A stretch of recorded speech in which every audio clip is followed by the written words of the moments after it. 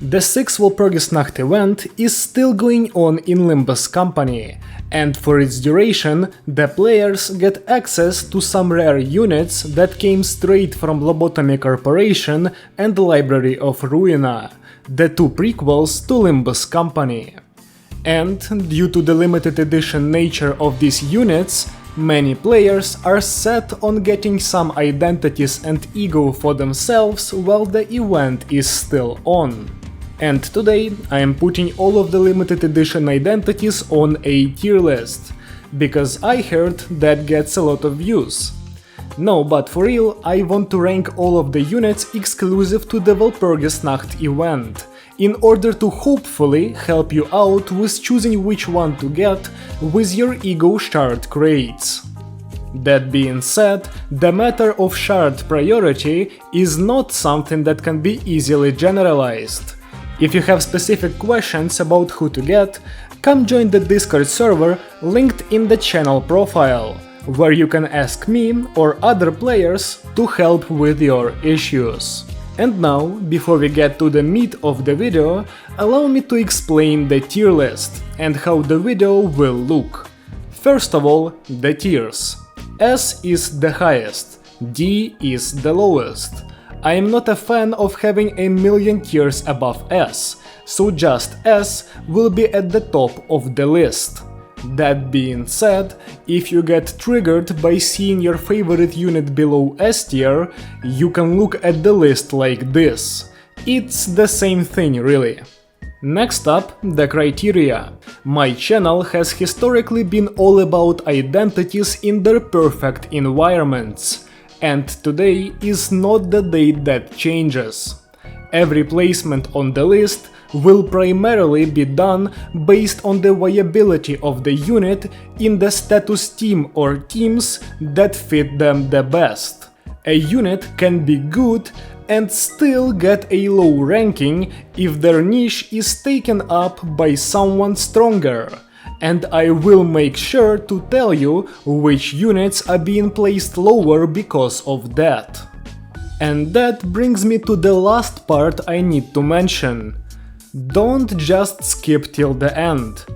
As this tier list is supposed to both reflect the strength of Walpurgisnacht units in the meta and help out players with choosing who to get, I will do my best to explain all the strengths and weaknesses of identities and some ego along the way. In a sense, the actual list is secondary to my words, so if you skip, you will be losing a lot of context. Although I am perfectly aware of how the internet works, and the list itself, with no context attached, will definitely be shared around in Discord servers and such. So if you see someone trying to bait with that, just hit them with this heroic medal. And yeah, all that's left to say is that a lot of my viewers are not subscribed, so you should go click that button. Now let's get into the rankings. We'll go in chronological order, so we're starting with the first Walpurgisnacht. And the first unit is Hook Office Fixer Honglu, one of the two-star identities in the Walpurgisnacht pool. Hook Lu is a bleed identity, and you can probably imagine what tier he'll end up in. His main gimmick revolves around getting stronger when he outspeeds an enemy. This is a very familiar gimmick to every player in today's day and age. But unlike other speed-based units, Hook does not have a way to guarantee his conditionals, as he doesn't get more than 2 haste from his skills. But if you get to fight an enemy with naturally low speed, or you get lucky with Hook's speed rolls, he can dish out a good amount of bleed count. His first skill inflicts 1 and his second gives up to 4. Still, he's inconsistent in his main niche, and his damage leaves a lot to be desired. To be fair, for a 2-star unit that is almost 2 years old, he's not too bad. Still, no place for my man on the meta bleed team. However, if you have a couple Bloodfiends and are looking to make a bleed squad, getting Hook for bleed count is not the worst option, and if you got him from gacha, I would recommend upgrading him for the time being to any beginner. You will replace him eventually, but he can be useful for a bit. Still, that's a D tier from me. Next up, we have Lobotomy Ego Regret Faust. And this ID is in a much better spot than Honglu. Regret Faust is a tremor identity, with access to great amounts of both tremor potency and count infliction, as well as AoE damage. On top of that, she gets some very potent debuffs and a skill tree that's pretty decent. That being said, Regret Faust is not the incredible tremor identity that she once was. Well, she did not get any worse, but her competition has gotten better. But no matter what competition Faust has, or will have, she still has the unique advantage of being a Faust identity, which means she gets access to Everlasting. And that fact alone makes it borderline impossible to push Faust out of Tremor. But, funnily enough, Regret does face competition from other Faust identities. More specifically, Mao Faust, the unnerved menace you all know and love, can technically be used in Tremor to guarantee Everlasting being used before anyone else can move. Is this the end of Regret? No, it isn't. And she's still more often than not part of the meta Tremor team. Most of her power comes from Everlasting though, so Faust is getting a solid spot in the B tier. Now we can move on to the second Walpurgisnacht, starting with Lobotomy Ego Lantern Don Quixote. Don is the second 2-star in the Walpurgisnacht pool, and she is a Rupture unit that has stayed relevant for a very long time.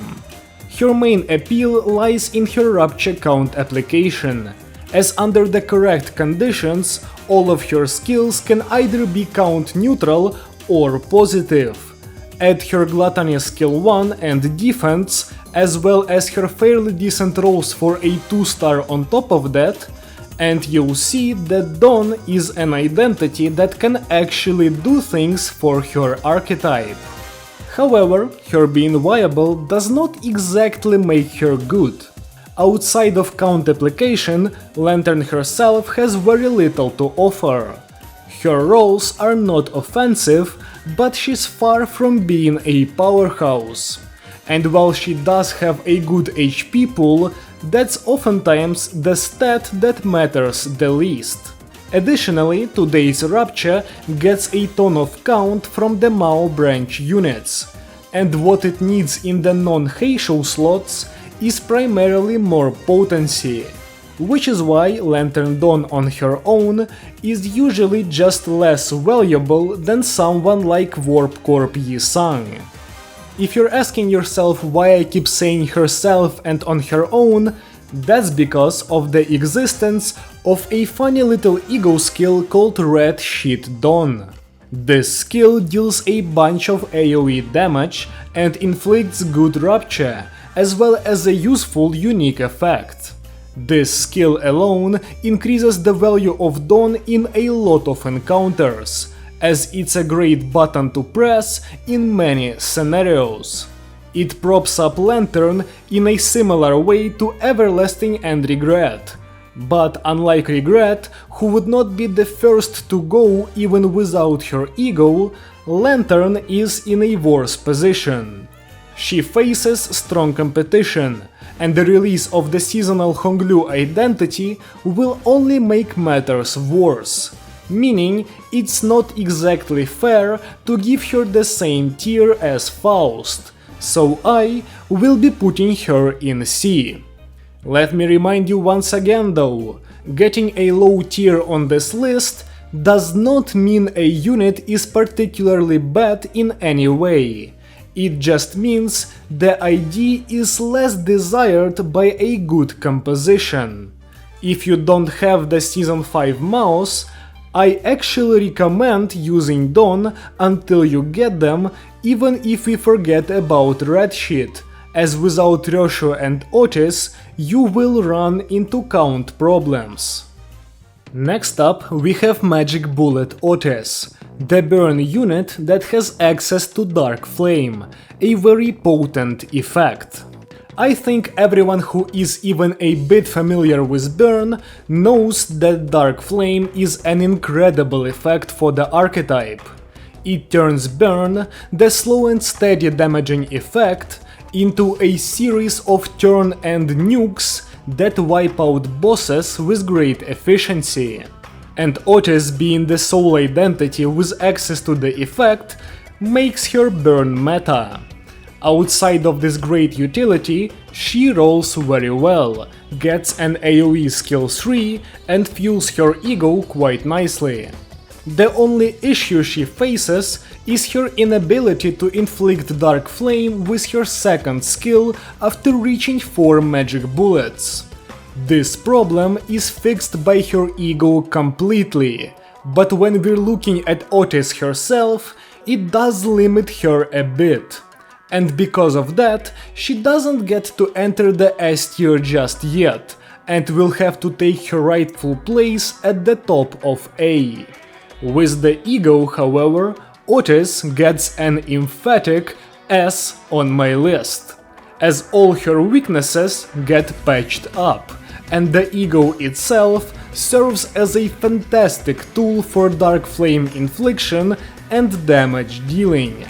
Moving on to the third Walpurgisnacht, we have its one and only identity, Dawn Office Sinclair. Sinclair is another burn unit, and much like Otis, he pioneered something. In his case, that thing was the Hyper Carry framework. AoE skill 2, nuke skill 3, and the need to manage resources to get access to those things. On release, Dawn Claire was quite underwhelming, but after receiving some buffs, he became a unit that defined burn alongside Otis. More recently, however, he has found competition in Thumb Claire, and using either one can work, but for now I remain a Dawn believer. He is your team's only good source of gloom, and his skill 3 is a great burn driver that inflicts a bunch of potency for Dark Flame to capitalize on. In non-boss encounters, his skill 2 puts in a lot of work, hitting up to 3 enemies all at once. Overall, Dawn Claire brings a lot of firepower into the team, and his SP issues can be solved fairly efficiently by Lu Yisang and support passives, meaning he doesn't have any outstanding drawbacks. Which is why I am giving him a rating that might be a bit controversial, since a lot of people really dislike him. That's right, Dawn Claire goes into the A tier, firmly below Otis, but A tier nonetheless. Please make sure to type up 400 comments on why he's actually D tier. I'd love to read them. Next up we have Walpurgisnacht 4, and its two identities that will have even more controversial placements than Dawn Sinclair. First up we have Red Eyes and Penitence Roshu, the Charge Bleed hybrid identity. This ID prides herself on her position as a damage dealer in both bleed and charge. Her kit has a lot of bleed potency infliction, and some really juicy rolls as well. But let me not beat around the bush, she's not very good when compared to other units. We'll be comparing Red Eyes to Warp Corp Roshu and Barber Otis, as one of them is a Charge Roshu identity, and the other is a bleed damage dealer, so both are direct competition. When we compare Red Eyes to Warp, we can see that Warp's damage of every skill at max ramp is superior to that of Red Eyes, with the exception of skill 3-2 of course, which outdamages DD-EDR by a wide margin. That being said, the realistic damage per rotation of Warp is higher than that of Red Eyes. This is due to her getting online faster, and Red Eyes getting that filthy refractory period after her serious Skullbuster, which she has for some reason. When putting Red Eyes up against Barber, it's not even a competition. At 15 Scissor Blades, Barber already matches full ramp ratio even without AoE, and at 30 stacks she overtakes Red Eyes in damage easily. And of course, Barber has AoE, inflicts at least some bleed count, inflicts sawing target against bosses, and benefits from slash fragility inflicted by the Kurokumos. On top of that, all the Bloodfiends have self-healing, and SP healing is very easy to get in Bleed, making Ryoshu's utility much less impactful. Overall, Red Eyes and Penitence Ryoshu is not an ID that has a real place in the meta teams right now. However, this does not mean she's bad. Being a Warp Ryoshu side grade, it's very easy to set her up, and her rolls are quite high, making clashing very easy. She's a fantastic ID for a beginner, but if you're choosing units that will stay relevant, this Ryoshu is not what I would recommend. And because she doesn't have a home, Red Eyes Ryoshu is going straight into the C tier. If you're mad at that, you have seen nothing yet, because we're moving on to Solemn Lament Yi-Sang. Solemn Lament is a sinking identity that has access to a unique effect in Butterfly. On top of that, this Yi-Sang gets good clashing, decent damage, and a bit of haste from his passive, which can go a long way. All of that is positive stuff, and I said you'll be mad. So what's the deal here? Well, you know exactly what the deal is. Much like Red Eyes and Penitence, Solemn Lament does not have a unique role in the sinking team, and he contests the spot of none other than Spicebush Yi-Sang. The two characters are quite similar in utility, actually, as both of them get access to a unique effect that turns sinking into extra physical damage against humans. In Lament's case, the effect is Butterfly. This effect allows you to deal up to 30 gloom damage on hit against low speed targets with sinking, while also healing a teensy tiny bit of SP in the process. In the case of Spicebush, the effect is Deluge, which takes your entire sinking stack, multiplies potency by count, and nukes the enemy for a couple thousand damage. So, which effect is better? In my opinion, it's pretty clearly Deluge. The issue that Butterfly faces is its fairly low cap, as with just 30 damage per hit, it cannot outdamage Sinking Deluge, which scales with not only potency but also count. And with the recent addition to the team, there's such a huge amount of count that the gap between the two effects is larger than ever. That being said, against human bosses, the gap is still not as insane as I might make it out to be. Spicebush is better, but not by a huge amount. However, against abnormalities, there's effectively no contest. You see, for whatever reason, the damage dealt by Butterfly is halved against abnormalities, resulting in a much less impactful damage output from Butterfly, all the while Deluge remains unchanged.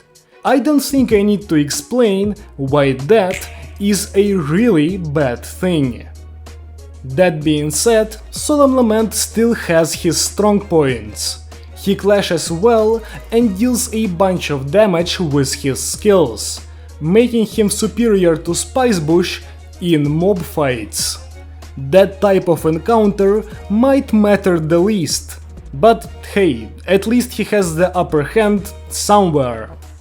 Lament is a strong identity that just gets overshadowed by the power of Sinking Deluge, and because of that, he's not a sinking ID that will carry your full sinking team, and that earns him a solid spot in the B tier. With that, my contrarian opinions have been put out for the world to see. Now let's move on to the 5th Walpurgisnacht. This Walp featured 2 full-stop office identities, and I will be talking about them at the same time, as you really want to run both.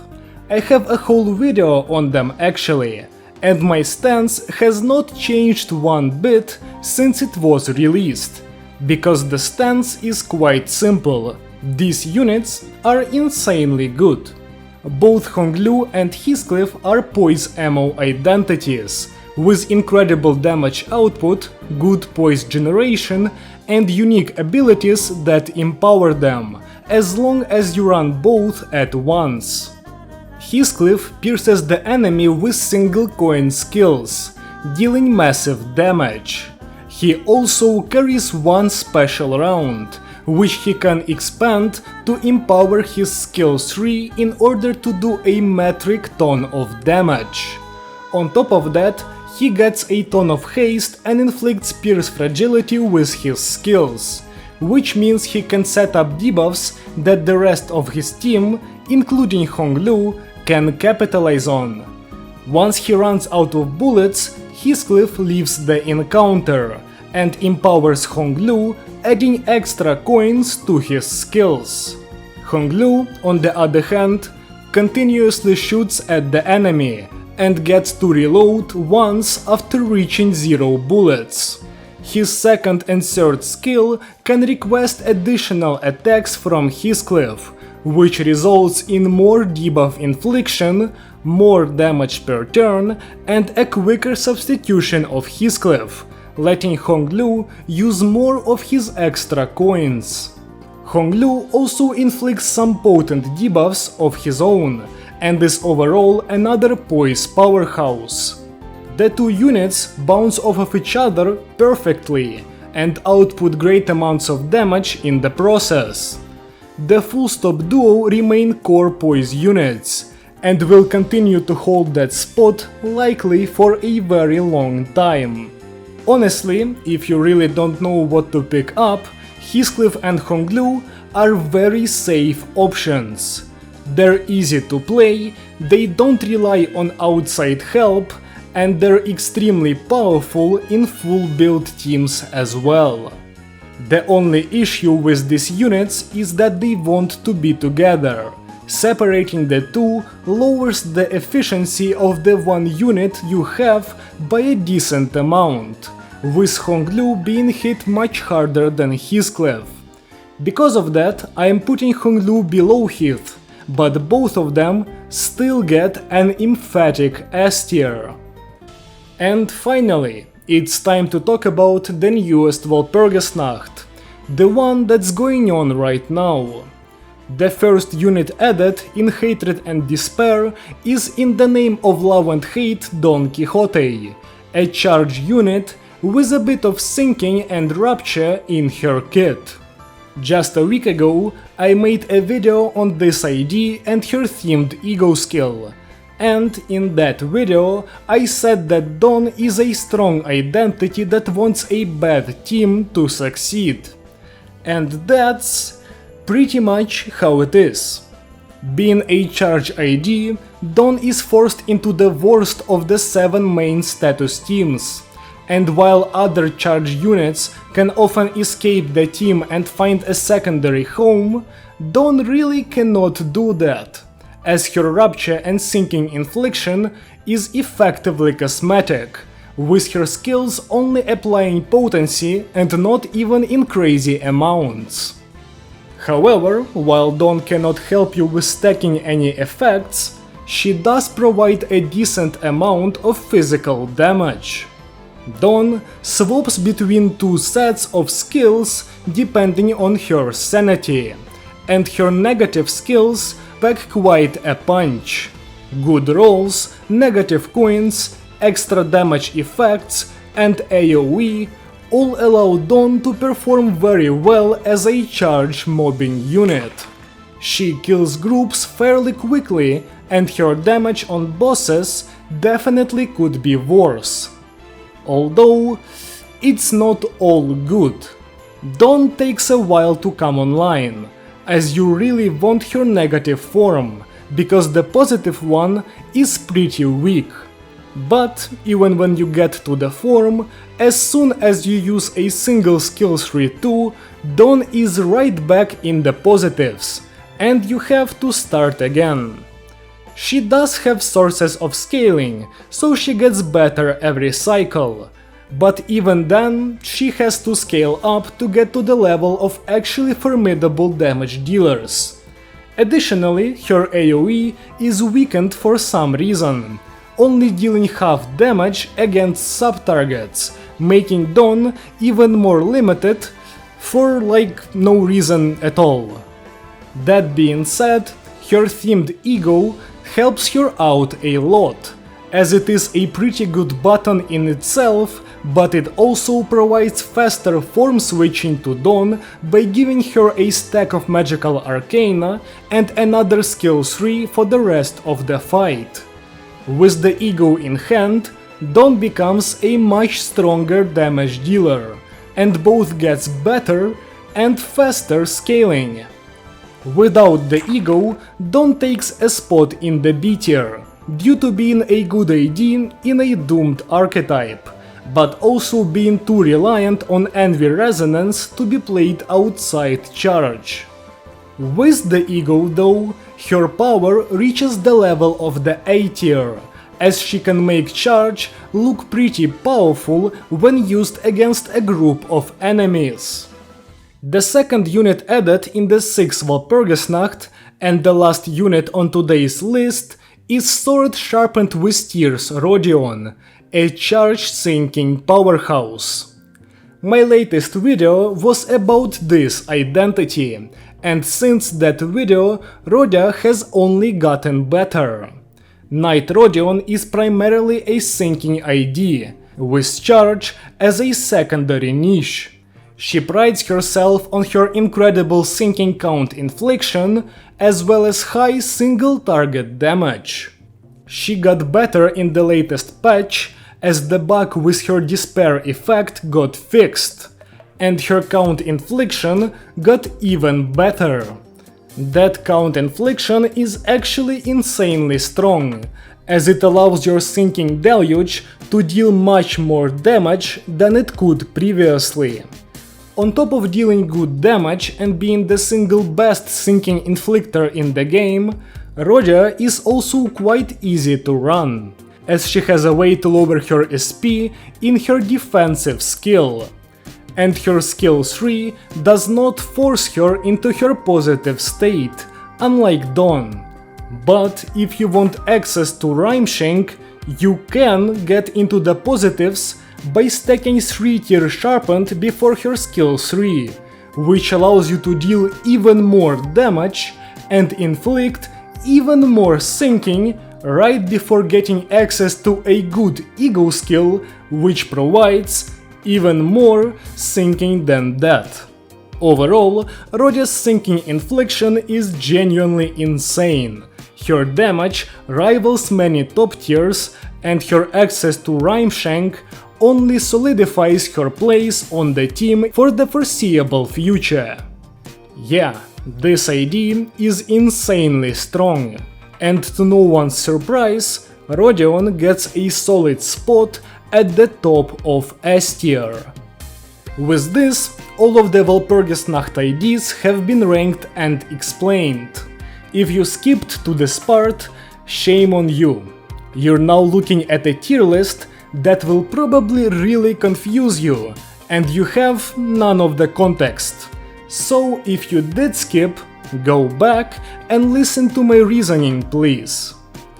But yeah, all I have to say is that this list might or might not have some over-exaggerations. But overall, I'd say it reflects the viability of the limited edition units quite well. Allow me to remind you that you can look at the list like this if you so prefer, as I get that rep ratio in C tier looks blasphemous. If you disagree with me, and I'm sure a ton of people will, please leave a comment below, and I'll try to respond to every piece of actual criticism. If you enjoyed the video at any point, leave a like to let me know, and if you want to see more like this, consider subscribing. Thank you so much for watching, and I hope to see you again soon. Goodbye!